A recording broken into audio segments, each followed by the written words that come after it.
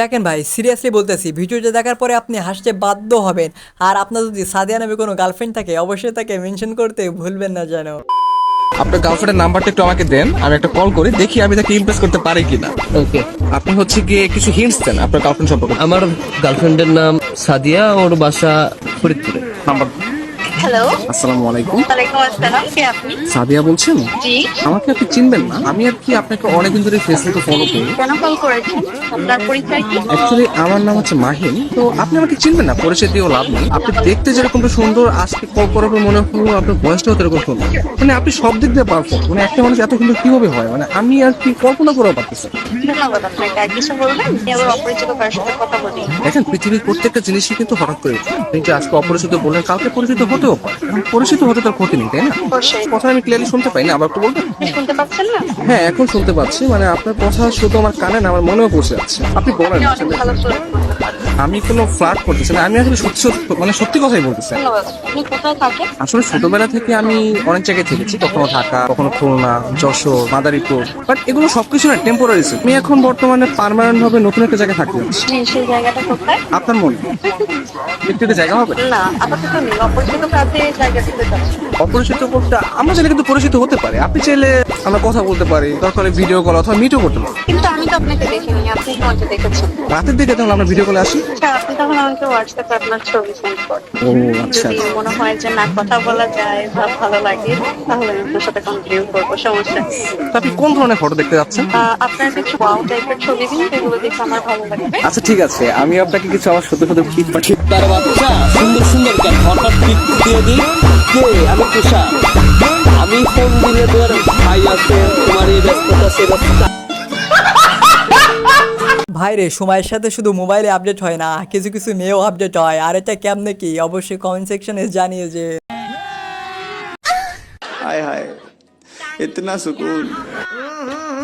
राजा जी अपनी शक्तियों का पूरा इस्तेमाल कर रहे हो।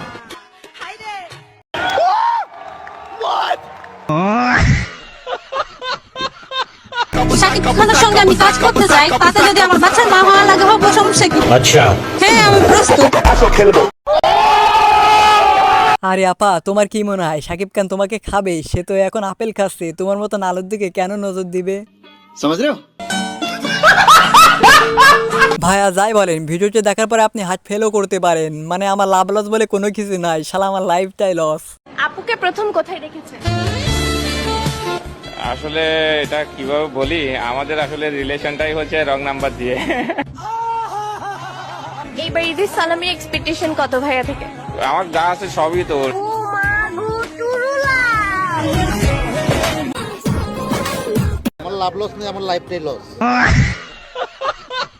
মানে ভাই, আমি স্কুলে পড়ালেখা করবো না খেতে চুমাচুমি দেখবো, মানে কোনটা দেখবো আমি সেটাই বুঝতে পারছি না। हाय हाय इतना सुकून। राजा जी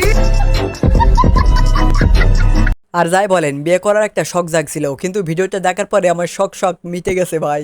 আমি যাকে বিয়ে করবো তার 14-13 তলা ফ্ল্যাট থাকতে হবে, ওগুলো আমার নামে লিখে দিতে হবে। প্রতি মাসে 20 লাখ টাকা এরকম ইনকাম থাকতে হবে, গাড়ি থাকতে হবে, সবকিছু আমার নামে। হ্যাঁ অবশ্যই, পারবে না কেন? সুন্দর মেয়েদেরকে বিয়ে করতে হলে অবশ্যই ইনকাম করতে হবে ওদের।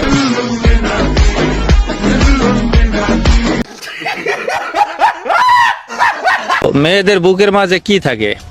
পম থাকে, কমলা লেবু থাকে, আঙ্গুল ফল থাকে, সব থাকে, জাম্বুরা থাকে।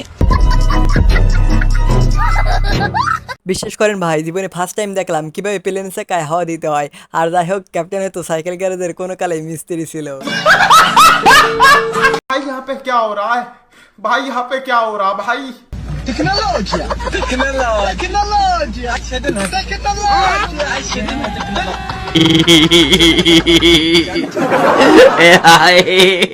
এই আমাকে কি দেওয়া